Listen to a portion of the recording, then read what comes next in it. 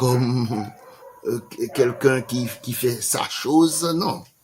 Donc, aujourd'hui, c'est le commissaire X qui siège, et dans la même affaire, demain, c'est le commissaire Y, eh bien, ils sont inséparables, l'indivisibilité du ministère public.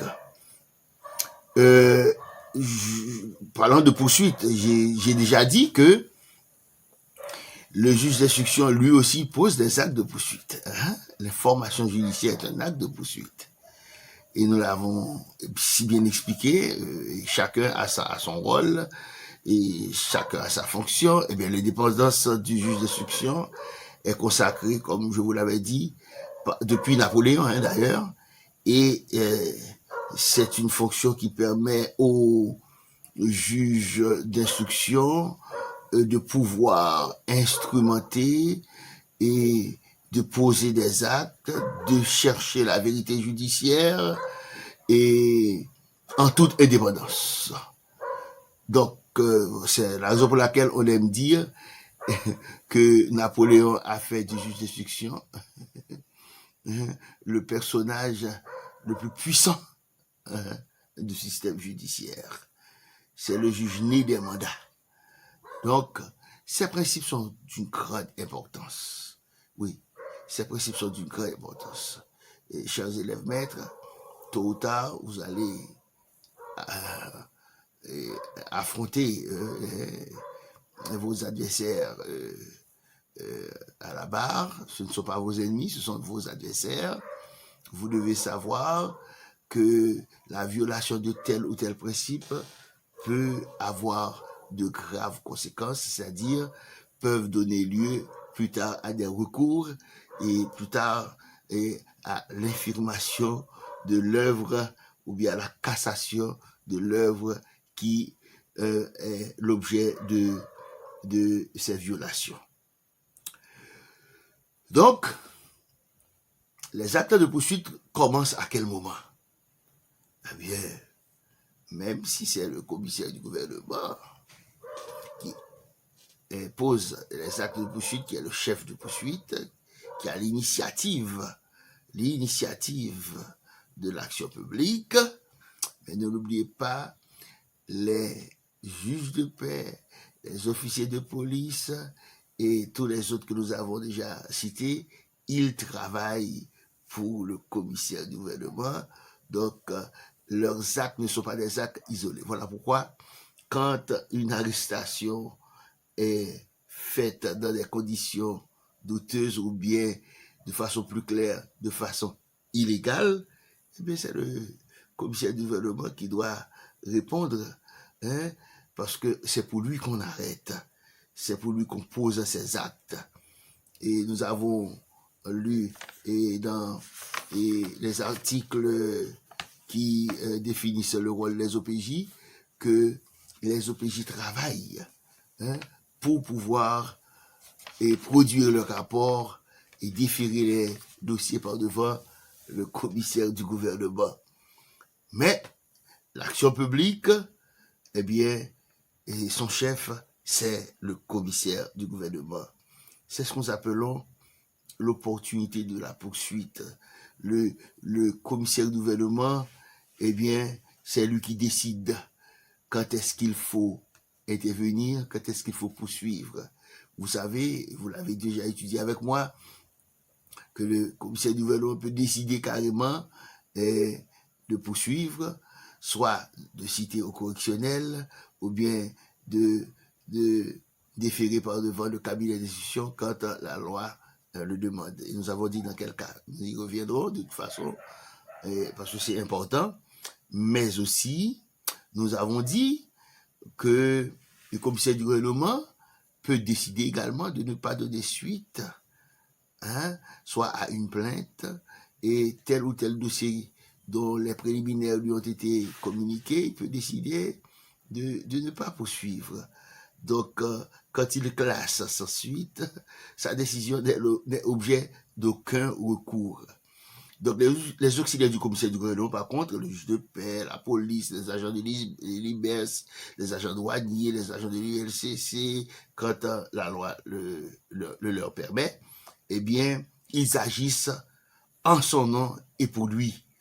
En matière pénale, le législateur donne à l'acte de poursuite une dimension collective, en sorte que même en l'absence de la victime, le commissaire du gouvernement ou bien les auxiliaires du commissaire du gouvernement peuvent recourir à la loi pour faire réprimer les infractions et leurs auteurs.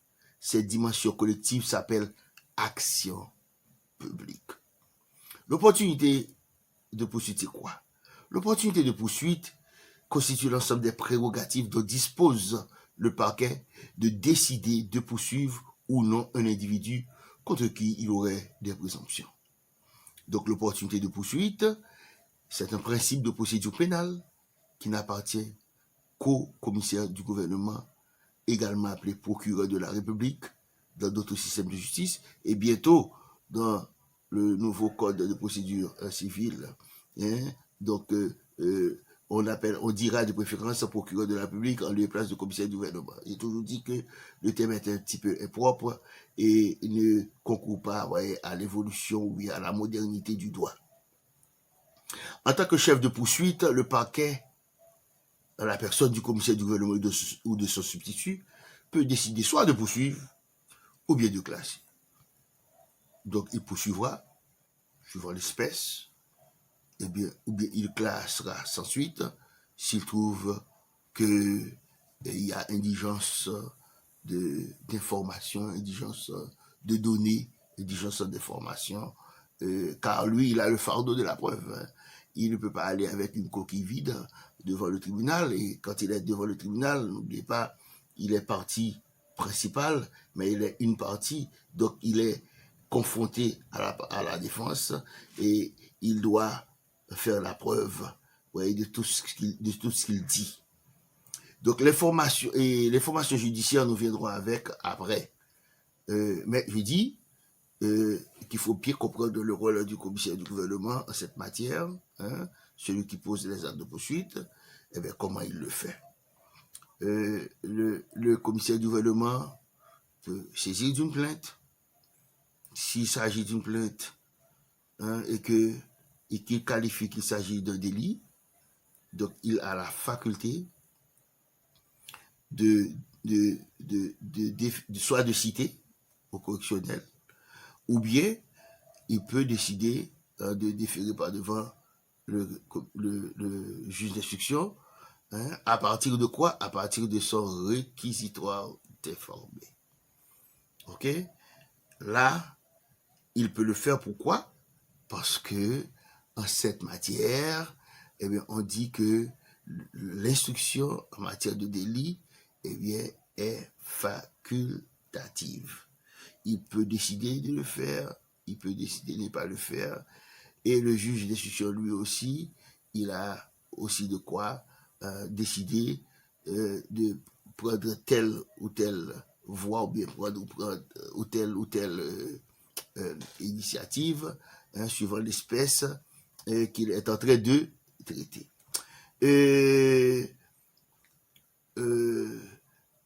S'il a reçu également les préliminaires du juge de paix, il peut apprécier, en fonction des informations, des pièces, généralement quelconques qui lui ont été communiquées, et là, qu'est-ce qu'il fait?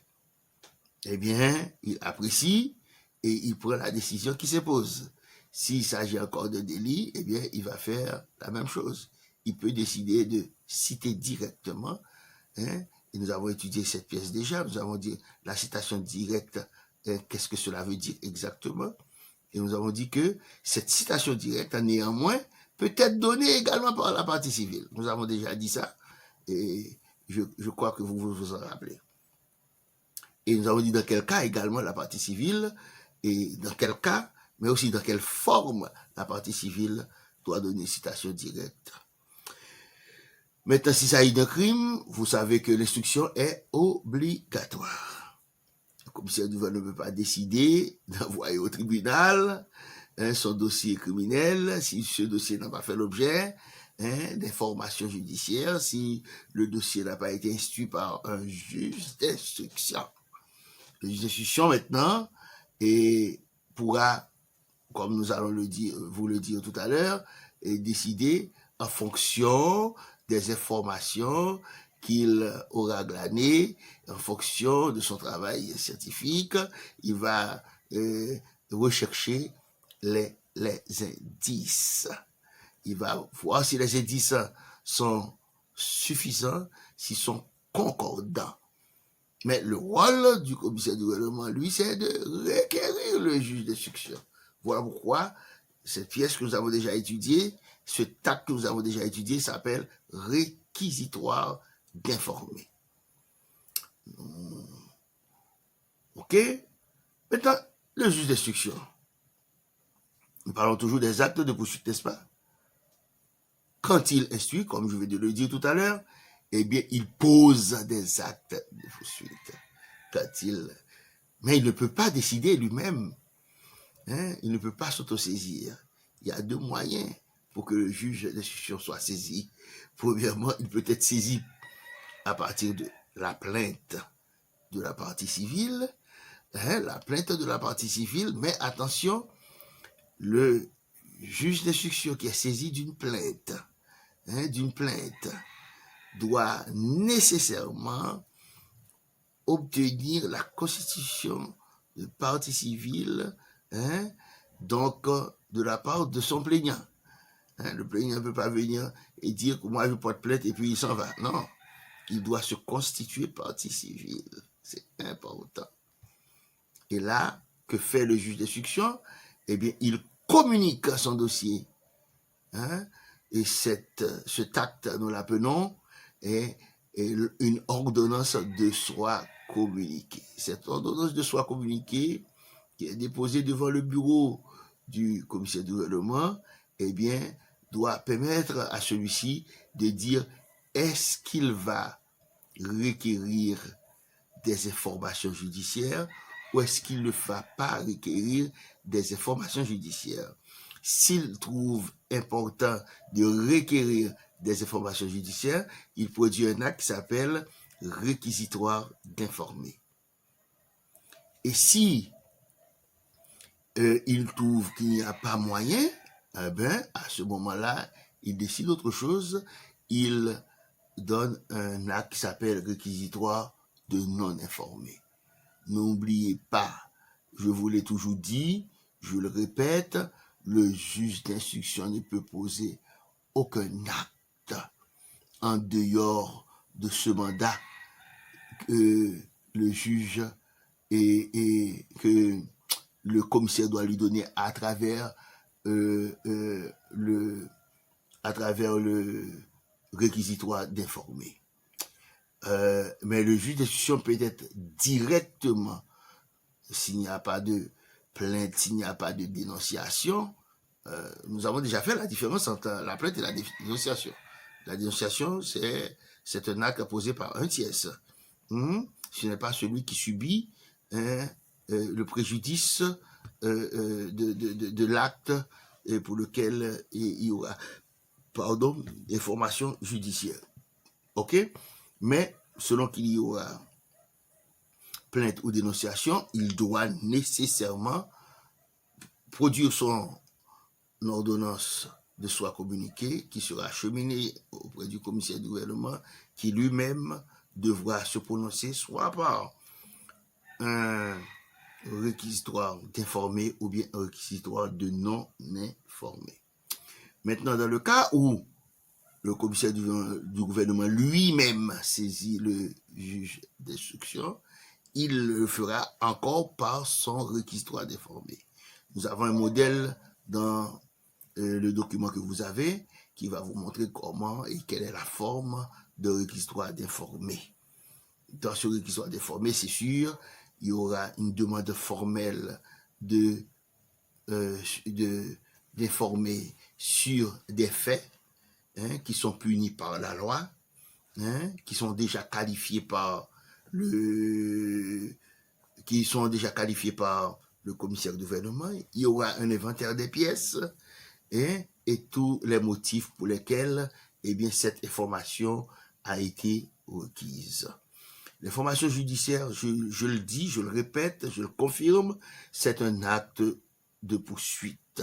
C'est la loi qui donne au magistrat instructeur des pouvoirs exorbitants, qui fait de lui, vous voyez, quelqu'un qui a le fardeau de rechercher, si vous voulez, la vérité judiciaire. Mais quand tu dis la vérité judiciaire, mais c'est un ensemble de... Il ne recherche pas des preuves, ne l'oubliez pas. Il recherche plutôt des indices et il cherche à démontrer si les indices sont concordants ou bien encore s'ils sont suffisants. Le résultat, comme vous le savez, peut être ou bien une ordonnance de renvoi ou bien une ordonnance de non-lieu. Une ordonnance de renvoi s'il y a charge et si les indices sont suffisants, concordants, et une ordonnance de non-lieu s'il n'y a pas de charge, et si les indices ne sont pas suffisants ni concordants. Mais n'oubliez pas, le juge d'instruction, en raison de l'indépendance dont il jouit, n'est pas lié au réquisitoire du commissaire du gouvernement. Voilà pourquoi le commissaire du gouvernement a la latitude, voyez, d'attaquer l'ordonnance du juge d'instruction quand il estime que le nécessaire n'a pas été fait et qu'il n'est pas satisfait, voyez, du travail réalisé par le juge d'instruction. Alors, faisons un petit rappel encore sur la plainte et la dénonciation. La plainte, c'est la demande faite, c'est l'ensemble des griefs faits par la victime, quelqu'un qui a subi des préjudices, qui vient saisir ou bien le commissaire du gouvernement. Il le saisira, le commissaire du gouvernement, surtout quand il y a flagrance, mais il est de préférable de saisir le juge d'instruction quand il n'y a pas de flagrance, puisque le magistrat a vraiment des pouvoirs exorbitants et qui peut faire mieux que le commissaire du gouvernement quand il n'y a pas flagrance. Car en dehors de la flagrance, le commissaire du gouvernement ne peut poser certains actes. Au contraire, quand il y a flagrance, il peut même poser tous les actes du juge d'instruction. Tandis que la dénonciation, qui est l'œuvre d'un tiers, qui porte à la connaissance des autorités en vertu des articles 20, 21, 22 du CIC, il porte à la connaissance des autorités des faits qui sont répréhensibles, des faits qui sont réprimés par la loi et dont a été victime une ou plusieurs personnes. Mais n'oubliez pas, il y a deux conditions, je vais dire, très importantes à remplir par la dénonciation. La dénonciation doit être écrite. La dénonciation doit être écrite. Tandis que la plainte peut être écrite ou verbale. La dénonciation doit être écrite et signée par le dénonciateur en présence de témoins. Donc, on ne peut pas s'arrêter là, parce que tout ce que nous venons de dire, ce n'est pas,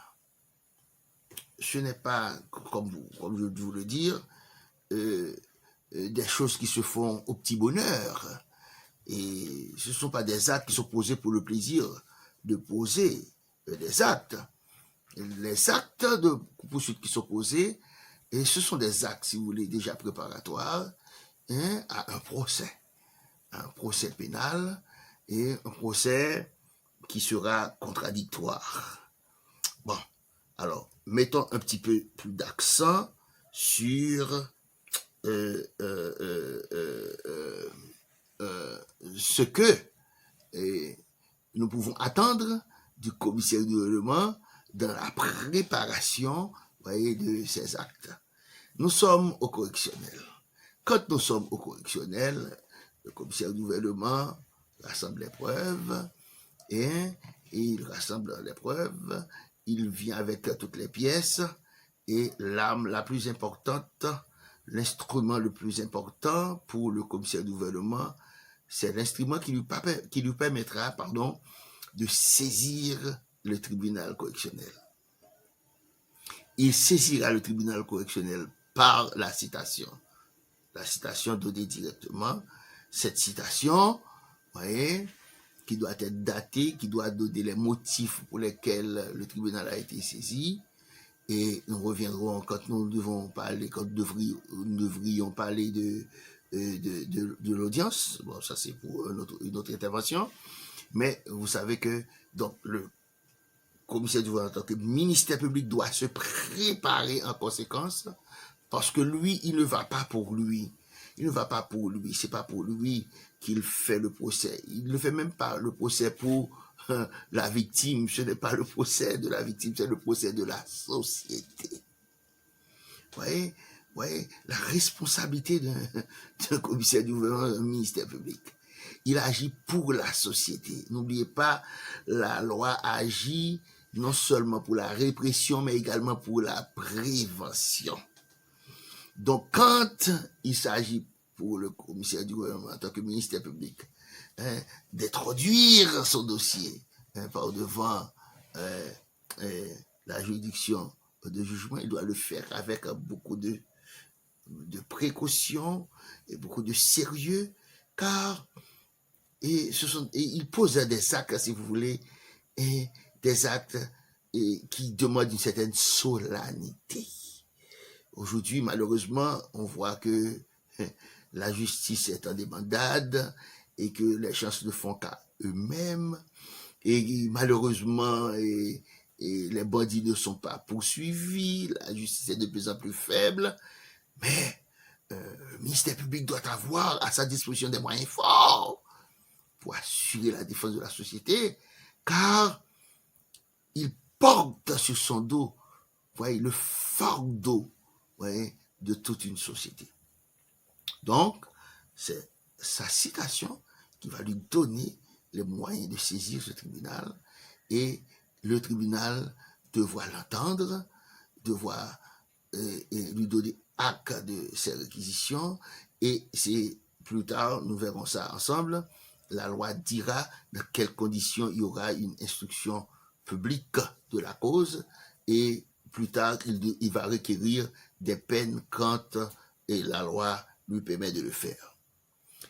Bon, reviendrons encore à l'autre alternative. Et l'autre alternative, c'est que s'il s'agit d'un crime, eh bien, le ministère public encore agit au nom de la société, mais par des moyens différents. Et je vais le dire, il saisit le juge d'instruction au moyen de son réquisitoire déformé.